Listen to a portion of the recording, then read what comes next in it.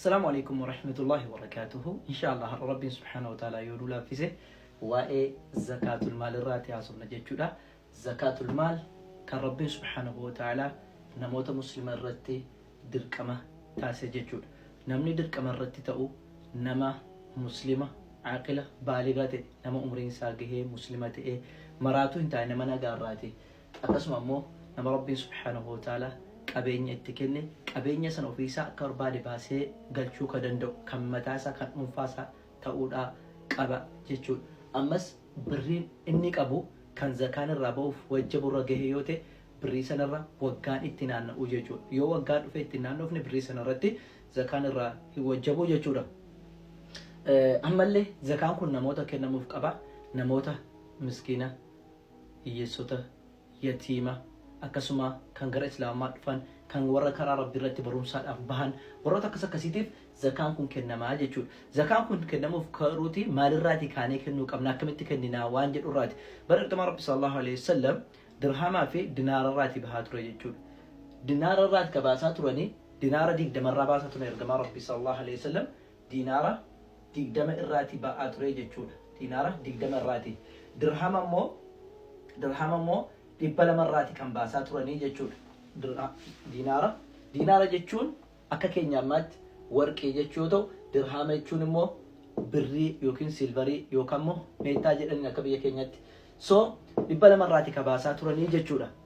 Amma jara kana akkamitti baasuudhaa dandeenya? Akkamitti gara maallaqaatti fiduu dandeenya? Egaa bara keenya kanatti osoo dinaara kana laalleeti birriin isaatii baay'ee oovarii ta'a. Birriin isaa baay'ee overii ta'e musliimni zakaa baasuu dhiisuudhaaf jechuudha. So ulamaa'onni yeroo ammaa kanatti fakkeenyaaf dinaara kun akka yeroo keenyaatti warqeen kun kan irraa ba'uudhaa qabu giraama 85 irraati. Akka bara ergamaa rabbi sallallahu alaihi wasallam giraama 85 irraa bahuu qaba. Giraama 85 kana garuu osoo birriidhaan baay'isne giraamni tokko har'a I think gara birrii 11,000 akka Itoophiyaatti otoo sideeti namni tokko zakaa baasuudhaaf gara birrii 900 wayii qabaachuu qaba jechuudha. Kanaafuu musliimni zakaa baasuu dhiisaa jechuudha yoo karaa birriitiin yoo karaa warqeetiin shallagame jechuudha. Kanaafuu ulamaan walii irratti walii galanii maal jedhanii dirhama kanarraati haa ta'u birriin haa ba'u jedhanii dirhama kanarraati akka bahu taasisanii jechuudha. Dirhama ibba lama irraati ergamaa rabbi salawaatu rabbi wasalaamu alayhi baasaa turan yoo ta'u yeroo ammaa keenyatti dirhamni ibba lama kun kan inni ta'u giraama gara giraamaatti 595 ta'a jechuudha. Giraama 595 namni giraama 595 meetaa yookiin silvarii yookaan immoo birrii jedhamaan namni qabu maal ta'a irratti wajjaba jechuudha. Maaltu zakaa baasuun jechuudha. Zakaa baasuun irratti wajjaba yoo birrii yookaan immoo silvarii kana 595 giraama qabaate jechuudha. Gara birriitti gaafa shallagnu akkam ta'a? Birrii kana garamitti shallagna yoo jenne yeroo ammaatti I think March 17 irratti akka biyya keessaatti birrii 292 giraamni tokko 290 kan 300 jira sanii gadis jiraachuu mala giddu galeessi garuu birrii 290 shallagneedha halaallu. Isin gaafattanii akka yeroo baastan sanatti naannoo baastan sanatti giraamni tokko meeqa akka ta'e birrii kana shallagdanii sanaan baasuudhaa dandeessu jechuudha. Tole so giraamni tokko birrii 190 meeqa ta'a? Afwan giraamni tokko birrii 290 ta'a jechuudha. So kana maal godhanii kana kanaan baay'isaniiti meeqa dhufa birrii nuun qabnu fakkeenyaaf yookiin silvarii nuun qabnu giraama 595 guutuu yeroo ta'e birrii 200 baay'ifnaa jechuudha. Birrii 290 baay'isne I think kun kan inni dhufu birrii 172 kun 172 fi 550 dhufa. Namni birrii Itoophiyaa jechuudha. Birriitti namni birrii Itoophiyaa 172 qabu maaltu irratti wajjaba jechuudha? Zakaan irratti wajjabaa jechuudha. Tole namni tokko birrii 172 fi 550 yoo qabaate akkamitti zakaa kana baasuu danda'a? Birrii inni kennu meeqa ta'uu danda'a kan jedhu. Fakkeenyaaf yoo birrii 172 qabaate maal godha kana dhibbaa fira jechuudha. Dhibbaa firee san booddee baay'isuu 2.5dhaan baay'isaa jechuudha. 2.5dhaan baay'isaa jechuudha.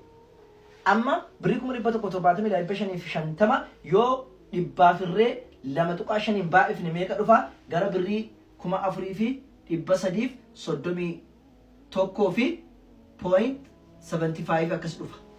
Birrii 4,331 fi 75 kanarraati jalqaba zakaa kanarraati baasuu qabaa jechuudha. Jalqaba zakaa inni baasu birrii 4,331 fi point 75 yookiin 75 jechuudha. Kun kan ittiin irraa jalqaburraa isinii kaase. Fakkeenyaaf namni tokko 100,000 yoo qabaate meeqa baasa yoo jenne 100,000 kana dhibbaa fireeti. Dhibbaa firee maal godhaa baay'isu 2.5 godhaa jechuudha. 2.5 dhaan godhee meeqa dhufaa 2,000 fi 200,000 maaliif jennaan kan irraa kaane 175 irraati waan ta'eef 172 waan ta'eef sanaa ol ta'uu qaba. Birrii 200,000 yoo qabaate namni tokko meeqa baasuudhaa danda'a yoo jenne 200,000 hiruu 100 baay'isuu 2.5 dhaan yoo goone gara birrii 5,000 baasaa jechuudha. 5,000 baasa. Fakkeenyaaf 400,000 yoo qabaate 400,000 yoo qabaate namni tokko hiruu 100 baay'isuu 2.5 dhaan yoo goone 10,000 baasaa jechuudha. Birrii 10,000 baasa jechuudha. 400,000 irraati jechuudha. Yoo 500,000 qabaate yoo 500,000 yoo qabaate akkuma kana dhibbaa firreeti baay'isuu 2.5 dhaan yoo goone walqixa 12,000 fi 500 baasaa jechuudha. Waliigalee 12,000 fi 500 baasaa jechuudha. Namni tokko miliyoona tokko qabaate yoo meeqa baasa? Miliyoona tokko qabaate meeqa baasa? 25,000 ta'a jechuudha. 25,000. Tole.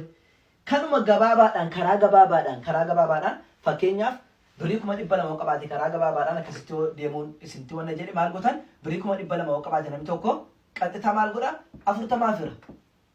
40 fira. Isinii galee 200,000 hiruu 40 meeqa dhufa? Is equal to 5,000. Birrii 5,000 baasuun dirqamaa jechuudha. Akkasuma 400,000 soo ta'e 40 fira ammas 40 firee meeqa ta'a? Birrii 10,000 ta'a jechuudha. Akka kanatti hojjettanii jechuudha.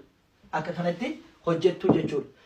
Birriin isin qabdan fakkeenyaaf kun kaashii kan baankii keessa jiru ta'e garuu kan daldala keessa jiru fakkeenyaaf suuqii nagaddaa yookiin lafa nagaddaa yookiin mana nagaddaa ta'e wanna sana shallagdee birrii lafaa qabdu baankii qabdu tolti dabaltee birrii kaapitaala qabdu sana 40 firtee irraa baastaa jechuudha. Walumaa galatti birriin kee birrii 172,550 ol yoo ta'e baasuun kee dirqama sirriitti ta'a jechuudha.